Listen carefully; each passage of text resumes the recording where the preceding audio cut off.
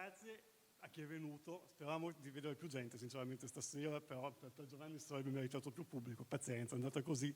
Siamo contenti che siate qua comunque. Che pochi ma buoni, è vero, verissimo.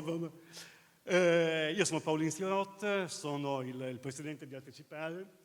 Salvo, è sparito, vieni con me. Vi ringrazio anche a nome di Isa, che era in cartellone, ma purtroppo si è beccato il Covid questa settimana, prima la sua bimba e poi lei. È mortificata, vi saluta per l'occasione, non ha potuto esserci, sarebbe stato per lei il ritorno sul palco dopo un po' di tempo che non cantava, non è andato al contrario, pazienza. E a nome di Tazzo Brosasco, che è il vicepresidente di Artecipare, anche lui assente per motivi familiari, anche lui mortificato di non potersi essere, per cui stasera Artecipare la rappresento io. Artecipare cos'è? Perché poi magari qualcuno non la conosce. È un'associazione che è nata 4 anni fa, quasi per gioco, più che altro per cercare di portare la lingua e la cultura piemontese nel XXI secolo. Perché noi altri piemontesi abbiamo sempre un po' l'abitudine di guardarsi alle spalle invece che guardare davanti. E invece sarebbe quasi ora che si svieso e spesso vede che esiste una da buona anche lei. E quindi abbiamo fatto questa associazione con lo scopo di svecchiare un po' l'immagine della lingua e della cultura piemontese, che è sempre un po' passatista da questo punto di vista. E il lavoro che stavamo facendo anche con Giovanni era proprio questo, perché Giovanni col suo talento, con la sua abilità, con la sua cultura musicale enorme, stratosferica, stava proprio cercando di svecchiare l'idea della musica piemontese, un po' con le traduzioni di Brassens fatte insieme a Roberto Rivoira, che dovevano un po' proseguire sulla falsariga di quello che era stato l'inizio di Fausto Amodei, di cui Giovanni era l'erede naturale come traduttore di Brassens in piemontese. Posso proporre un applauso a Roberto Rivoira? Assolutamente sì, mi sembra doveroso.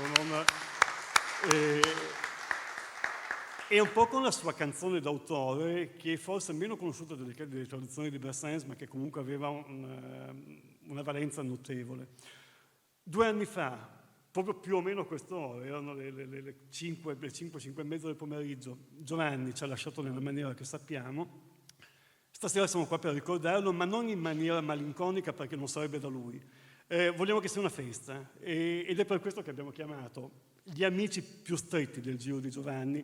Salvo è testimone qua, eravamo insieme anche al Pian dell'Alpe 2 anni fa purtroppo, Alberto c'era anche lui, Piero è stato il sodale storico di tutti i concerti di Giovanni nella storia, e Fabrizio Altero, poi si presenterà lui a nome dell'associazione, leggerà un brano, una poesia che è Martin Bousquet, che vedrete anche in un video che Martina ha girato apposta sulla spiaggia di Sète, dove Giovanni andava sempre a fare il bagno.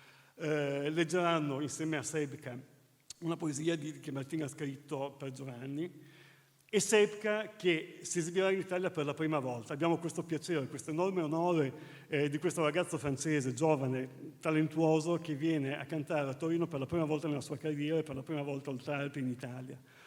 Speriamo di farvi compagnia per queste 2 ore scarse che sarà il concerto, speriamo di farvi passare il messaggio dell'allegria che Giovanni si portava con sé, e si è visto anche bene dal filmato che abbiamo mandato. Lascio la parola a Salvo, perché non voglio dilungarmi troppo. Grazie ancora di cuore anche alla parte di Giovanni, di Maria Enrica, di Lucia, di Luigi, della famiglia di Giovanni, che ci sono stati vicinissimi in questi giorni. E grazie davvero, più di questo non posso dirvi.